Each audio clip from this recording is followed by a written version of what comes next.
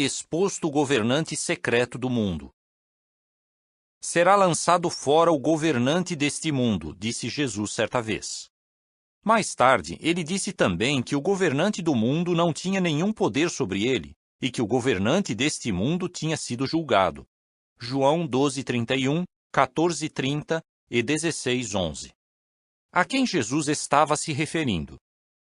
Tendo em vista o que Jesus estava falando sobre o governante deste mundo, é óbvio que ele não podia estar se referindo a seu Pai, Jeová Deus. Então, quem é o governante deste mundo? Como ele será lançado fora e como tem sido julgado? O governante deste mundo se revela. Assim como um mestre do crime muitas vezes tem orgulho de se gabar de seu poder, o diabo fez o mesmo quando tentou Jesus, o Filho de Deus.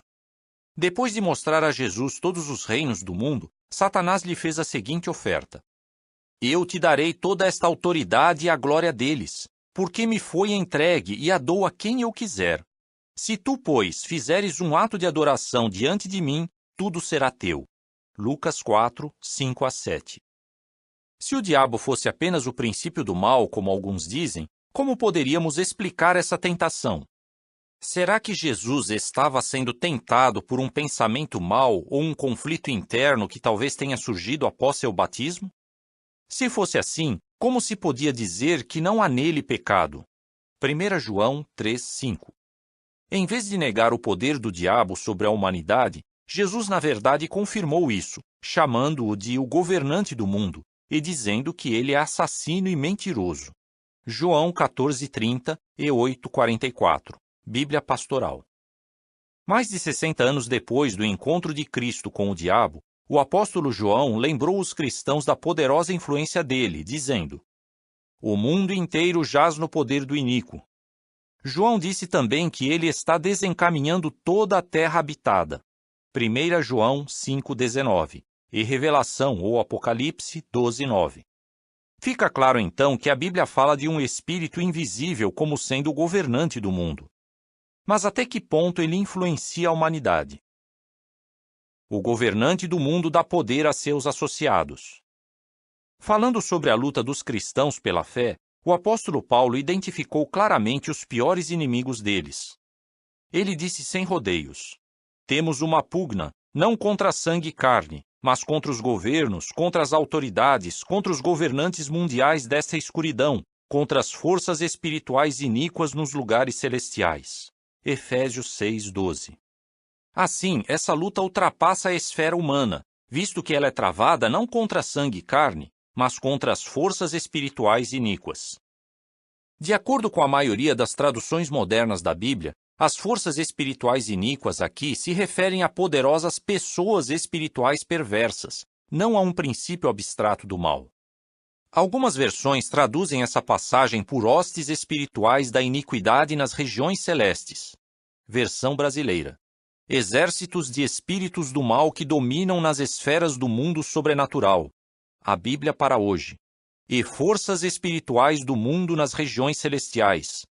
Nova Versão Internacional.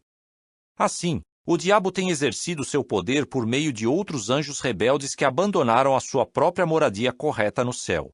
Judas 6. O livro bíblico profético de Daniel revela como esses governantes mundiais controlam o mundo desde os tempos antigos. O profeta Daniel, muito preocupado com seus companheiros judeus que em 537 antes da Era Comum haviam retornado a Jerusalém de seu exílio babilônico, orou a favor deles por 3 semanas. Um anjo enviado por Deus para reanimar o profeta explicou por que demorou para chegar. Ele disse: O príncipe do domínio real da Pérsia opôs-se a mim por 21 dias. Daniel 10, 2 e 13. Quem era esse príncipe da Pérsia? É óbvio que o anjo não estava se referindo ao rei persa Ciro, que era favorável a Daniel e seu povo. Além disso, como um simples rei humano poderia resistir a uma criatura espiritual por 3 semanas, quando um anjo sozinho destruiu numa única noite 185 mil poderosos guerreiros? Esse hostil príncipe da Pérsia só podia ser um agente do diabo, ou seja, um demônio, que havia recebido poder para controlar o domínio do Império Persa. Mais à frente no relato, o anjo de Deus disse que teria de lutar novamente contra o príncipe da Pérsia e contra outro príncipe demoníaco, o príncipe da Grécia. Daniel 10, 20. A que conclusão chegamos? Em poucas palavras, que realmente existem governantes mundiais invisíveis, príncipes demoníacos que dividem entre si o poder sobre o mundo, comandados por seu chefe, Satanás o Diabo. Mas qual tem sido seu objetivo até agora? O governante do mundo mostra sua verdadeira face. Em Revelação, o último livro da Bíblia, o apóstolo João relata que Jesus, atuando como o arcanjo Miguel, derrota o diabo e seus demônios. Fala também das consequências desastrosas resultantes da expulsão deles do céu. O texto diz: Ai da terra, porque desceu a vós o diabo, tendo grande ira, sabendo que ele tem um curto período de tempo. Revelação 12, 9 e 12. Como o diabo tem mostrado grande ira? Assim como muitos criminosos desesperados seguem o lema governar ou arruinar, o diabo e seus demônios estão determinados a levar a terra e seus habitantes à ruína junto com eles. Sabendo que seu tempo é curto, o diabo tem usado um dos elementos-chave da sociedade humana sob seu controle, o alto comércio, para promover o frenético espírito de consumismo, que acaba com os recursos naturais e destrói o meio ambiente no mundo todo, ameaçando assim a sobrevivência da humanidade. Desde o começo da história humana, a sede de poder do diabo também tem se refletido na política e na religião. O livro de Revelação retrata os poderes políticos como feras a quem o diabo dá grande autoridade. Também descreve a vergonhosa aliança entre a política e a religião como um repulsivo adultério espiritual. Pense na opressão, na escravidão, nas guerras e nos conflitos étnicos ao longo dos séculos que resultaram na perda de milhões de vidas.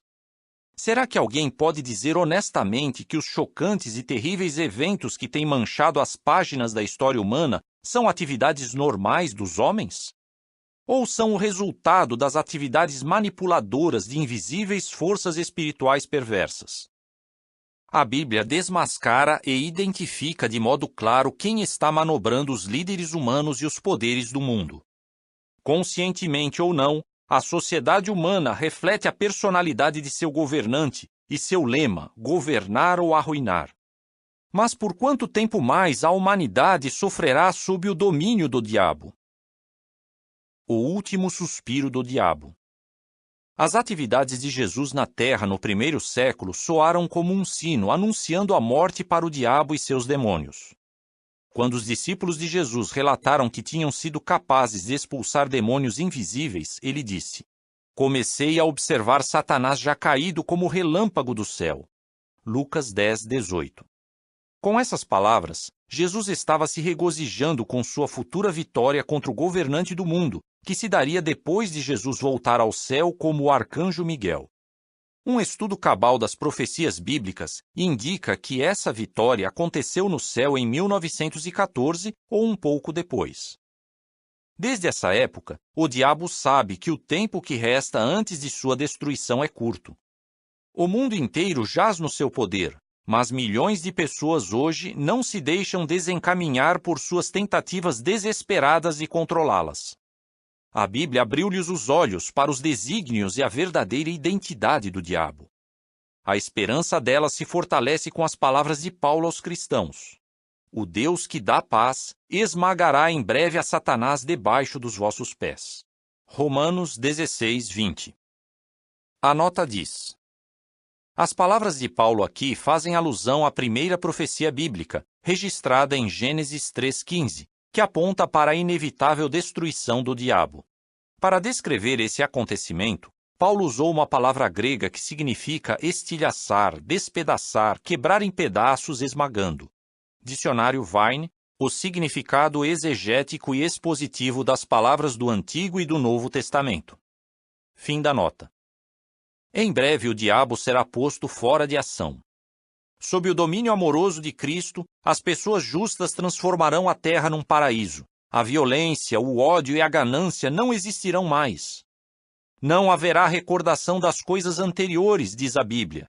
Isaías 65, 17.